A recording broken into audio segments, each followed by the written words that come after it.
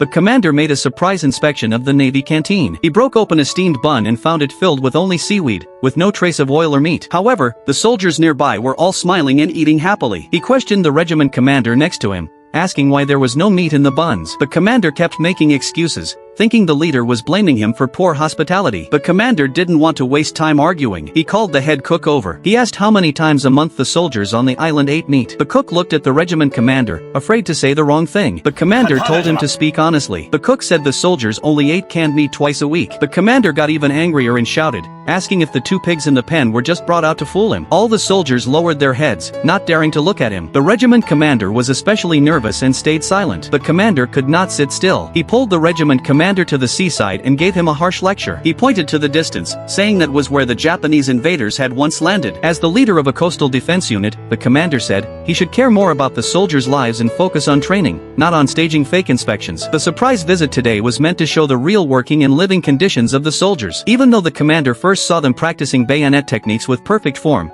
it looked more like a performance than real training. He said the enemy would not line up and wait to be stabbed. He asked who created this training plan. The team leader said it was the regiment's standard plan, and during evaluations, they even measured with a ruler. The commander said real training should be based on real needs, not on showy performances. Meanwhile, the regiment commander rushed back. When he heard that a leader had arrived, his first reaction was to blame the soldiers for not hanging up the welcome banner. But they had all been training and didn't know the commander had come. The commander had already arrived at the beach and began explaining the importance of the island to the soldiers. He said if enemies came from the sea, this island would be like a sharp blade cutting them off. Just as he finished speaking, the regiment commander ran over. He wanted to give a report and impress the commander, but the commander didn't want to hear any report. He asked a few simple questions instead. What is the area of this island? How hard is the sand on the beach? How many soldiers are stationed here? The regiment commander could not answer a single one. From these simple questions, the commander clearly saw the man's real attitude toward his duties. To ease the awkward moment, the regiment commander invited the commander to eat at the main headquarters. But the commander refused to travel far and said he would eat with the local unit on the island. The regiment commander had prepared a fancy meal at the headquarters,